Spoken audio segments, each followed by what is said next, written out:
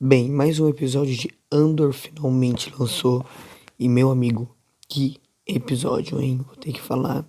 O pessoal que tá dirigindo isso tá sabendo muito bem o que fazer. E antes de começar a falar sobre essa maravilha de episódio, eu queria falar que eu tô um pouquinho rouco. Então, desculpa a voz de Sal Guerreira durante Rogue One. Mas, enfim. E que também meu microfone, né, tá sem a espuminha. Então, qualquer barulho que fizer aqui no meu quarto vocês vão escutar, então ignore isso, qualquer coisinha, só ignorar.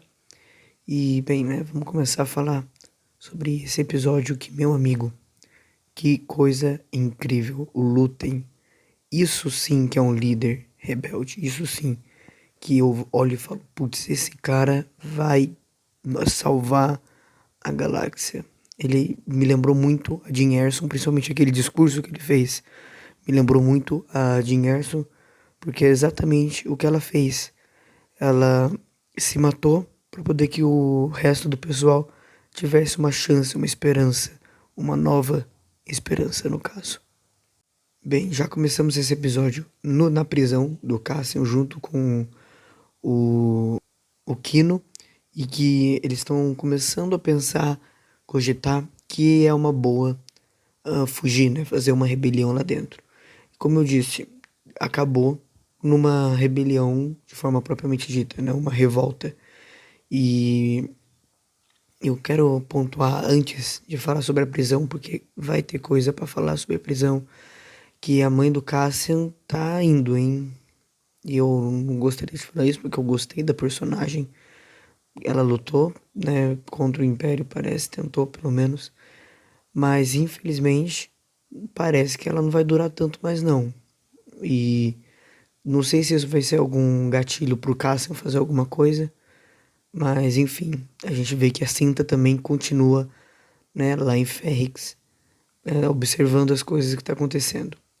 E a gente descobre também, né, junto antes, na sequência de cena do discurso do Lúthien, que a gente tem um agente do ISB que é um espião, é aquele ruivinho, não sei o nome dele, mas é aquele ruivinho que não que ele esteja contra a Dedra nem nada, mas que ele fica lá, ele dá uma olhada, ela fala ali, é isso aí, mano.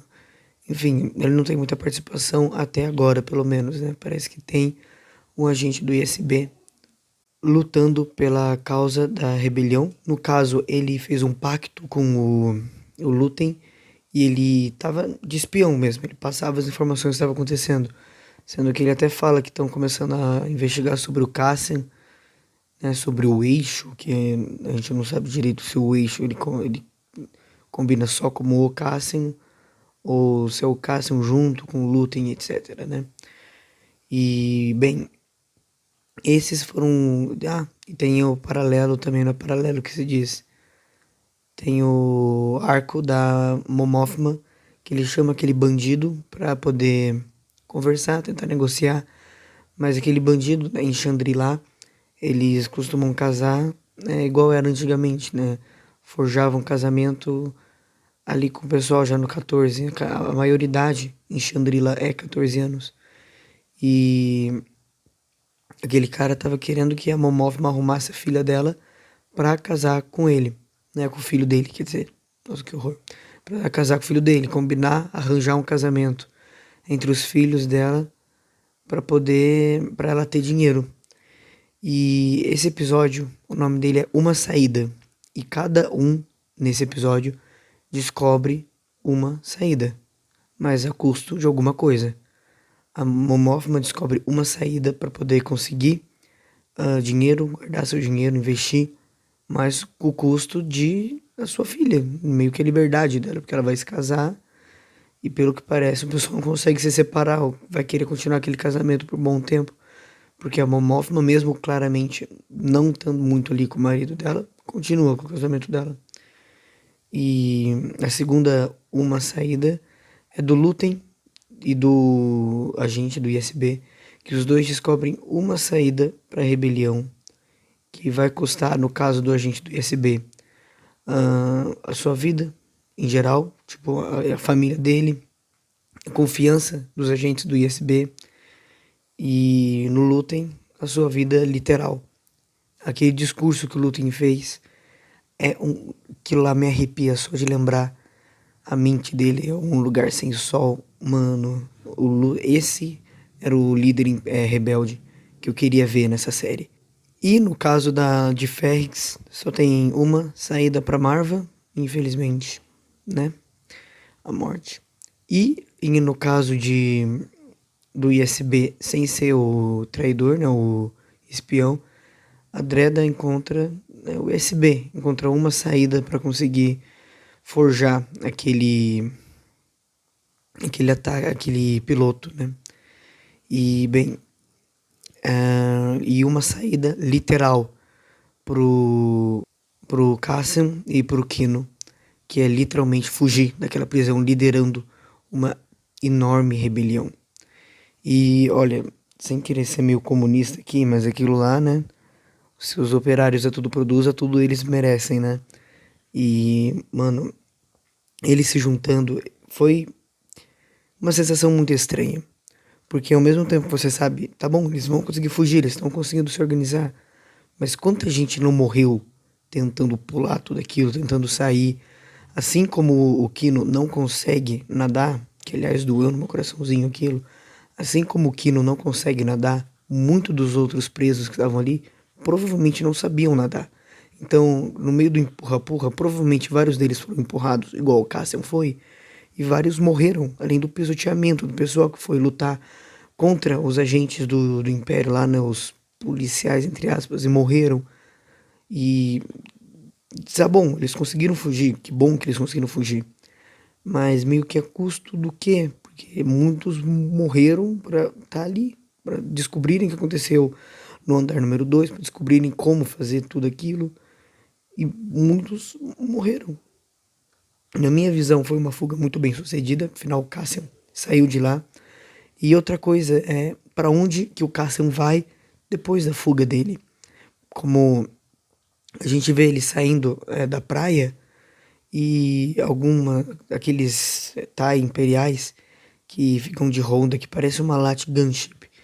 E você pensa, putz, tá bom, eles conseguiram fugir, mas e se daqui a pouco uma Lat Gunship do Império passar por cima deles e perceberem eles? É uma fuga meio um fechamento, é um fim de um arco da série que é muito bom. Eu gosto, tipo, aquilo que é Star Wars, né? Aquilo que é uma rebelião.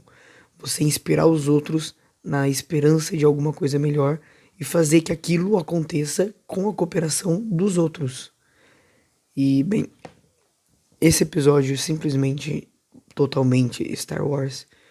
E mesmo com aquele arco, com aquela sensação de terror, aquele negócio meio triste, afinal a Marva vai morrer, o Kino provavelmente morreu. Você pensa, tá bom, deu certo, acabou. Quem precisava fugir, fugiu. E quem precisava pagar, pagou. E, bem, é isso, né, mano? Foi um episódio. O Lutem, ele.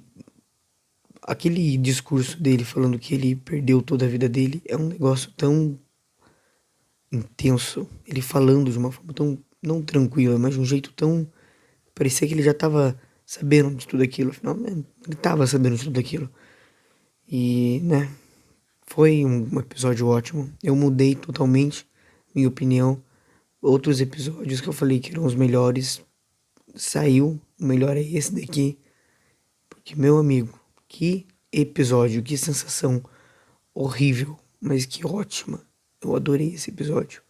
Essa sensação de terror que eles passam durante a fuga, não sei se é proposital ou não, mas é muito bom.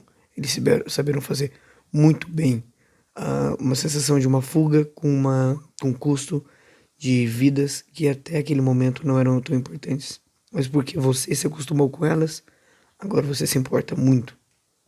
Deu pra entender, né?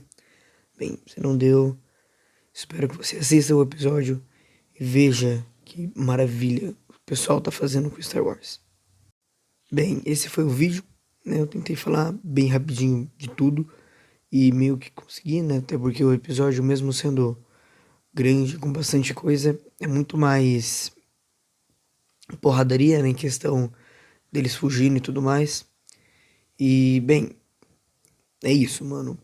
Assiste o episódio se você não assistiu. Assiste Cassim em geral, porque vale muito a pena.